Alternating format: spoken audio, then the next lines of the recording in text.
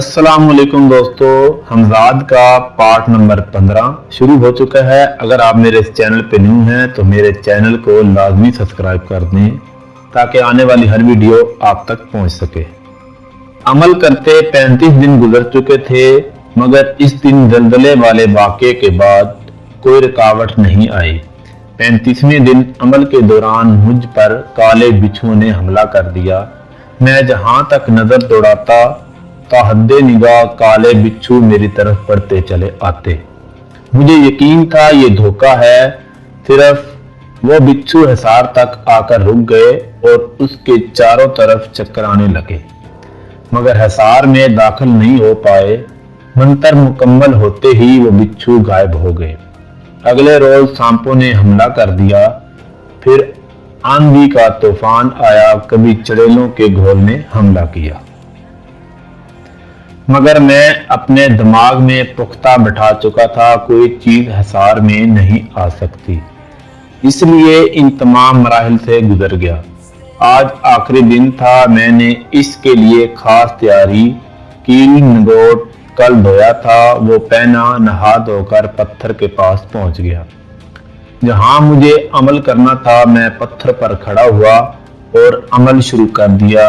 गर्मी शिद्दत की थी, पसीने में शरबूर हो गया, मगर मैं अमल पढ़ता रहा।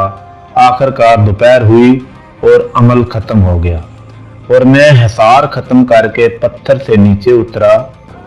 खिलाफ तवक्को कुछ अनहोना या अनोखा नहीं हुआ, ना ही कोई रुकावट आई। इंतहा ये हुई कि हमजाद भी नहीं आया। मुझे ये इल्म नहीं था हमजाद कैसे आएगा। अमल मुकम्मल करने के बाद मुझे क्या करना होगा। मैं उदासी से पत्थर पर बैठ गया। शायद अमल में कोई कमी रह गई थी। बहुत देर गुजर गई, मैं समझ नहीं आ रहा क्या करूं। अचानक मुझे दूर से कोई चीज अपनी तरफ आती दिखाई दी। कुछ करीब आया तो अंदाजा हुआ कोई बूढ़ा शख्स है।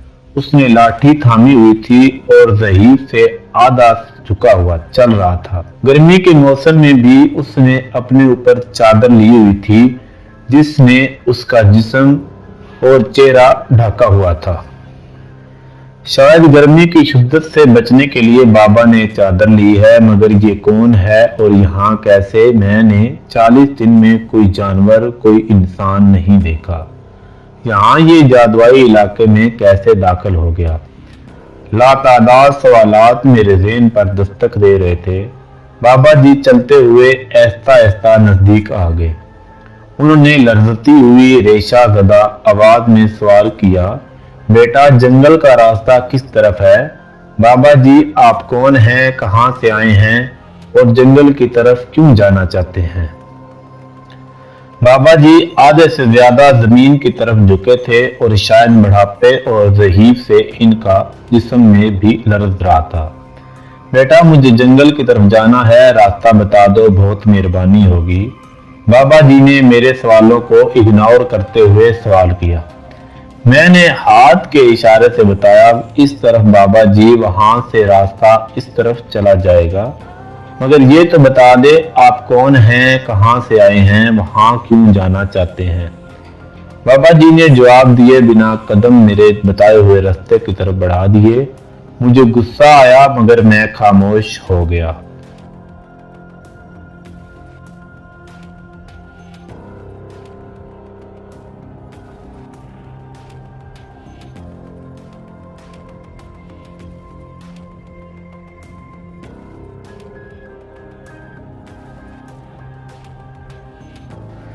चंद कदम चलकर बाबा जी रुके और कहने लगे, क्या मैं वाकई इसी रास्ते से चला जाऊं?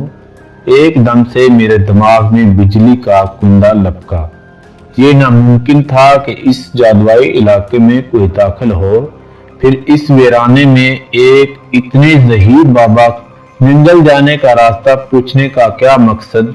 नहीं, आप नहीं जा सकते, रुक जाएं, आप इजाजत नहीं है।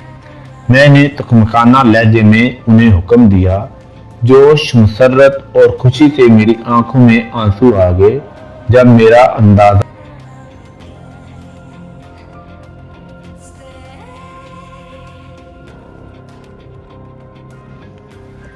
बाबा जी ने चादर और लाठी फेंक दी और अपने कदमों पर सीधा खड़ा हो गए। और ये आखिरी वार था, जो कामयाब हो जाता तो मैं जीती हुई बाजी हार जाता। बिल्कुल मेरा कद, रंग, रूप वो मेरा हमजाद था। दिल में खुशी का समंदर मौजूद था। आखिरकार मैंने हमजाद का अमल कामयाबी से मुकम्मल कर लिया। ठीक है, तुमने मुझे अपने बस में कर लिया है। अब हमारे दरमियान शराइत तय हो जानी चाहिए, और जो शराइत तय होंगी तुम उनकी पासदारी करने के पाबंद होगे। मैं हैरत से हमजाद को देखने लगा। मेरा कद, मेरा रंग, रूप, मेरी ही आवाज में मेरा हमजाद मुझसे मुखातब था। आर्याना मुझे इन तमाम मराइल से आगाह कर चुकी थी। ठीक है, बेहतर है पहले शराइत तय कर लें। मैंने हमजाद को मुखातब होकर कहा, तुम कितने अरसे के लिए मुझे अपने बस में रखोगे? हमजाद ने सवाल किया। मैंने सोचा ज्यादा से ज्यादा और 100 साल जी लूंगा। 100 साल तक, मैंने हमजाद को जवाब दिया। ठीक है, मंजूर है। तुम मुझसे क्या काम लोगे? हमजाद ने अगला सवाल किया। हर वो काम जो तुम्हारे बस में होगा। मैंने जवाब दिया, मंजूर है। मेरी 2 शराइत हैं। अव्वल, तुम मुझसे बात करते हुए, मुखातब करते हुए अखलाकियात का ख्याल रखोगे। मेरी दूसरी शर्त यह है, तुम नापाकी की हालत में मुझे तलब नहीं करोगे। हमजाद ने अपनी दोनों शराइत मेरे सामने रखी। मैंने कुछ देर सोचा। मुझे इन शराइत को मानने में कोई कबाहत नजर नहीं आई। मंजूर है, मैंने हमजाद को मुखातब होकर कहा। ये बताओ, मैंने तुम्हें तलब करना हो तो कैसे तलब कर सकता हूं? तुम नहीं, आप मुझसे मुखातब होते हुए इखलाकियात का ख्याल रखोगे, और तुमने ये शर्त मंजूर की है। हमजाद ने मेरे सर पर पहला बम फोड़ा। मेरी आंखें हैरत से फटने वाली होगी। अबे इखलाकियात का मतलब, मैं तुमसे अदब अदाब से पेश आऊं। जब कोई काम करो झुक कर कन्वर्शन बजा लाओ। मैंने गुस्से से कहा, हाँ बिल्कुल, होना तो ऐसा ही चाहिए। तुमने शर्त मंजूर की है। ये अबे तबे और तुम का तखाबत मुझे पसंद नहीं। हमजाद ने मेरा खून फिर से जलाया। मतलब, मैं अब आप कहूं तुम, और तुम मुझे तुम कहोगे। ये कौन सी इखलाकियात हैं? मैंने गुस्से में बेबसी से कहा, इखलाकियात के कायदे तुम पर लागू हैं, मुझ पर नहीं।